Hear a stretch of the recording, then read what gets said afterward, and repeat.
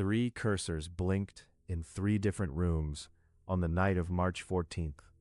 Ava, a 38-year-old journalist with a coffee ring burned into her desk, had been passed over for the Meridian Tribune's senior editor slot twice in 2 years, and the third opening closed Friday at 5 p.m., 41 hours away. The Tribune's news editor had told her, not unkindly, that she needed a story with weight before then. Leo, 26, kept his apartment in Decatur so dark his neighbors assumed the unit was vacant. Mira, 41, still had her counseling license framed above a filing cabinet she never opened. All three had found the same thread, Flight 2247, down over the Ozarks 11 days ago, 49 souls, 0 answers. Ava typed her username, Ava_Meridian, and posted the first real question anyone in that thread had asked, with actual sourcing attached. The NTSB preliminary report, case number 2247 OZK, filed at 6:14 a.m. on March 8th, and quietly pulled from the public portal 40 minutes later. She had screenshotted it before it vanished. The chat room had 14 lurkers and 0 responders for 11 minutes. Then 2 usernames appeared almost simultaneously. Leotech, Mira listens. Ava exhaled. Leo had found the thread through a metadata anomaly. The NTSB file had been accessed and deleted from a government IT address in Springfield, Missouri, and he had the log to prove it. He typed that without introduction, the way someone drops a receipt on a table. Mira had come because one of the 49 passengers, a woman named Dara Osei, had been her client for 3 sessions in 2021 before transferring to another practice. Mira had seen Dara's name in the manifest and had not slept properly since. She typed only, "She mattered." 3 words.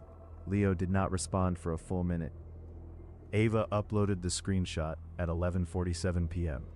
The image was grainy. She had taken it on her phone, pointed at her laptop screen, the worst possible method.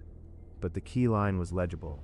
Anomalous transponder cessation, origin undetermined, flagged for interagency review. Leo ran the image through an upscaling filter and pulled the document number embedded in the footer.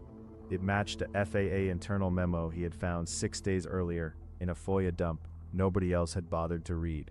Mira watched the file names populate in the chat window and pressed both palms flat against her desk. Leo found it at 1:22 a.m. Dara Osei's phone had been syncing to a cloud account through the airport Wi-Fi at Lambert St. Louis International until 4 minutes before the transponder went dark. The sync was incomplete, 73%, but it had captured her drafts folder. One unsent message, addressed to a contact saved only as Daniel. The preview line read, "I've been wrong about everything and I need you to know," and then it cut off. Leo pasted the draft link into the chat room and typed nothing else. Ava's reply came back in 8 seconds. "Open it." The message was 214 words. Dara had written it at 6:51 a.m., 40 minutes before boarding. She told Daniel she had been the one who told their mother about his gambling debt in 2019, not to hurt him, but because she was terrified he would disappear the way their father had. She said she had replayed that decision every week for 4 years. She said she had bought a ticket to visit him in Knoxville for his birthday in April and had not told him yet because she was afraid he would say no. The message ended mid-sentence, the way a thought does when a gate agent calls a boarding group. Mira read it twice and pushed her chair back from her desk. Ava's position was immediate and typed in full caps. "Send it."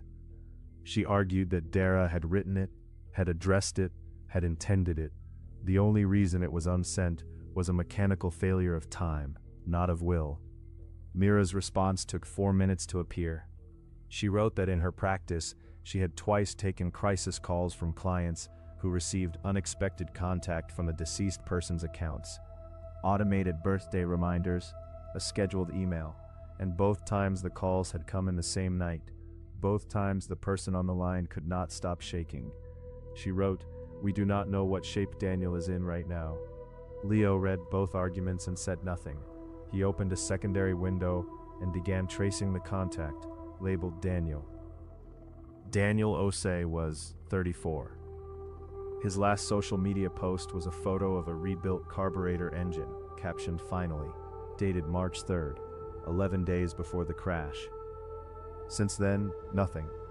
His accounts were public. His last check-in a gas station on I-40 East, time-stamped March 14th at 9:17 p.m., 3 hours after the crash broke on national news. Leo pulled his public records, one address in Knoxville's 4th and Gill neighborhood, a 2009 Silverado registered in his name, no listed employer. He had not deleted his accounts, he had simply stopped. Leo pasted the profile link into the chat room and typed, "He's still there." Mira had a different instinct. Rather than the recipient, she looked at the sender. She searched the email address tied to Dara's cloud account and found a blogger profile, last updated February 19th, under the name D Writes Things. 11 posts across 2 years, no comments, no followers listed. Mira read the first entry, then the third, then the 9th. She typed into the chat room, "You need to read this." She pasted the link and waited, her tea going cold on the windowsill, the radiator clicking its slow rhythm against the silence. Dara's February 12th entry described leaving an anonymous tip to a Tribune reporter about FAA maintenance irregularities. The same tip Ava had received and filed under unverified 7 weeks ago. Her October post mentioned a coding forum where a user named Leotech had answered a question she had been stuck on for a month. Mira found her own name in the January entry, the counselor who told me it was okay to still be angry. 3 people in 3 cities, reading the same 11 posts in the same order, arriving at the same paragraph. None of them typed anything for a long time. Ava had a notebook beside her keyboard, where she drafted headlines. 3 versions for the Flight 2247 story, written across the past week. Suppressed report raises questions. FAA silence after Ozark crash. What the government doesn't want you to know. She looked at them now. Then she opened the Tribune's internal records request portal and filed a formal FOIA for all FAA communications referencing case number 2247-OZK between March 1st and March 14th. She listed her name, her press credential number, her direct line. She typed into the chat room, "I got her tip 7 weeks ago, and I didn't follow it. I just filed the request." She had never admitted the first part to anyone. Leo pulled up the coding forum post Dara had mentioned. He found it in 40 seconds, October 9th, a question about parsing nested JSON in a legacy database system. He had answered it in 11 words and moved on. He had not thought about it since. The post had 63 upvotes. Dara's reply beneath his answer said, "This actually saved my project. Thank you." He had never read the replies. He sat with that, his apartment humming with 3 computers running, and then typed into the chat room, "I never read the replies, ever." Mira knew exactly why she had transferred Dara. It was not a scheduling conflict, which is what she had written in the referral note. Dara had been processing estrangement from a sibling, and Mira had an older sister named Renata she had not spoken to in 6 years. 3 sessions in, Dara had said, "I think I'm the one who needs to go first." Mira had ended the session 4 minutes early that day. Now she picked up her desk phone and called her answering service. She asked them to pull the OSE referral note from the 2021 archive and read it back to her. The woman on the line read, "Scheduling conflict, client consent obtained." Mira listened to those 4 words, then said thank you, and set the receiver down without hanging up. The chat room went quiet for 9 minutes after Mira's last message. Then Ava typed. She wrote the message because she was ready. Leo responded. The only thing that stopped it was the plane. Mira did not argue this time. She typed, "If we send it as it is. Incomplete sentence and all. No edits. No explanation of who we are. We authenticate it through the cloud metadata so Daniel knows it's real. And then we step back." Ava read that twice. Leo pulled up the cloud account interface and found the message still sitting in the drafts folder. Timestamp frozen at 6:51 a.m., March 14th. Leo clicked send at 2:47 a.m. The interface showed a spinning indicator for 3 seconds. The cloud account was old, the connection slow, and then the status bar shifted from draft to sent. On Leo's screen, on Ava's screen, on Mira's screen, the same notification appeared simultaneously. Message delivered. All 3 rooms went dark, except for the glow of that single line. The account log showed Dara's name beside the word sent, as if she had done it herself, 11 days late, from wherever the 73% had carried her. The chat room log showed no new messages from 2:47 a.m. until 4:03 a.m. 76 minutes. Ava did not open her headline notebook. Leo did not open another browser tab. Mira made a second cup of tea and let it go cold the same way the first one had. 3 people in 3 separate rooms in 3 separate cities. Ava in St. Louis, Leo in Decatur, Mira in Louisville, held together by a thread of text on a screen, waiting for something none of them could name. The chat room showed all 3 users as active. The cursor blinked in the message field, and no one touched it. 76 minutes of silence, and then the notification arrived at 4:03 a.m. Daniel had replied. His message was 41 words, and Leo read them aloud to himself in his dark apartment because there was no one else there to hear them. Daniel wrote that he had been sitting in his truck in the driveway since midnight. He wrote that he had been trying to figure out what he was supposed to do with his hands now. He wrote, "I was going to Knoxville in April too. I bought the ticket the same week she did. I never told her either." Ava read it and put her forehead down on her desk. Ava opened a new document at 4:31 a.m. She did not open her notebook with the 3 headlines. She typed a title she had never planned, What Dara Osei Was Going to Do in April. She wrote for 40 minutes without stopping, the way she had written in her first year at the Tribune, before she learned to calculate what an editor wanted. She wrote about the unsent message, the incomplete sync, the blog with 11 posts and 0 followers, and the 2 plane tickets to Knoxville that would never be used. She did not mention the suppressed NTSB report once. She saved the document and closed her laptop for the first time in 11 days. Leo had lived in the Decatur apartment for 2 years and 7 months. He knew the building had 22 units because he had counted the mailboxes once. He did not know a single neighbor's name. At 5:10 a.m., he found the next door page for his zip code. Posts about a lost tabby cat, a pothole on Commerce Drive, someone looking for a plumber. Leo created an account using his real name, not Leotech, not a handle, not an alias. He uploaded a profile photo that was actually his face. Then he posted, "If anyone in the building needs help with a slow computer or broken Wi-Fi, I'm in Unit 14, no charge." He hit post before he could talk himself out of it. Within 4 minutes, a neighbor named Cora in Unit 7 replied, "My laptop has been dying for a month. Thank you."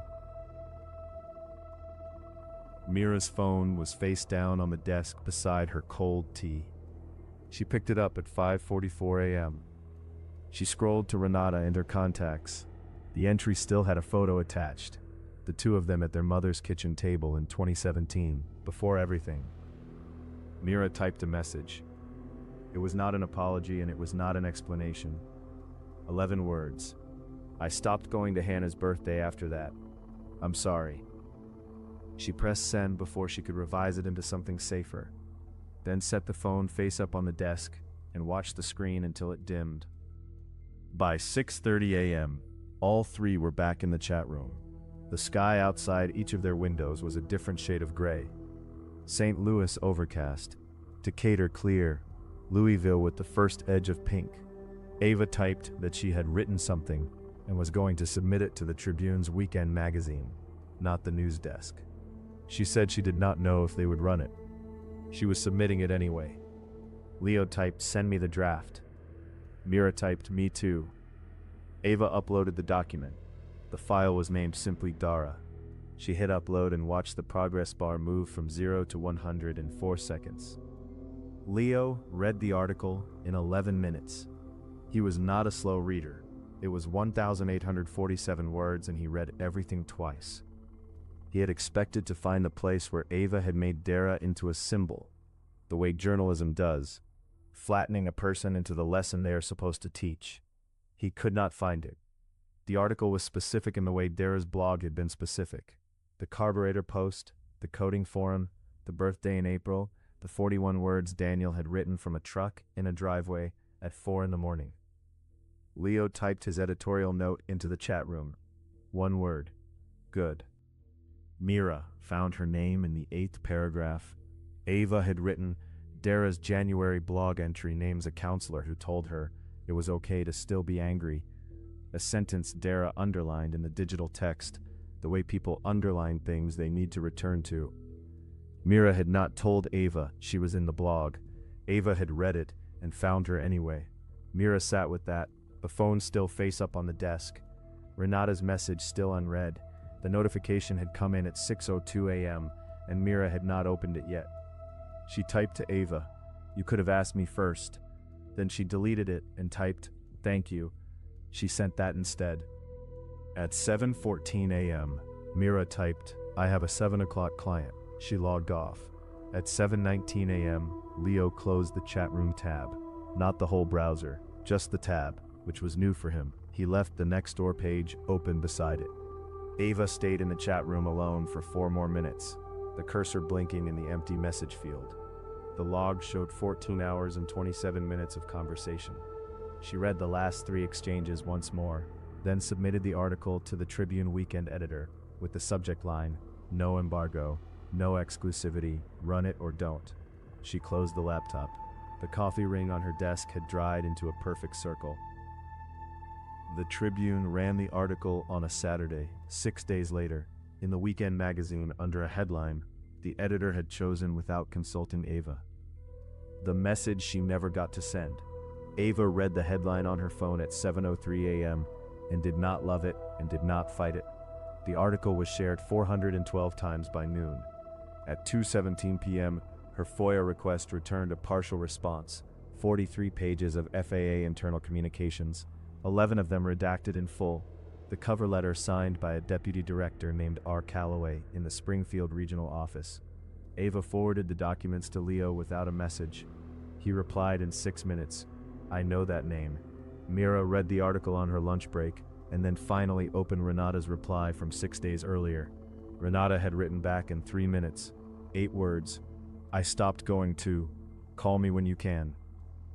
Leo matched R. Calloway's name to the Springfield government IP address in the deletion log by 4:30 p.m. He sent the match to Ava with a single line, "Same office, same week, same document."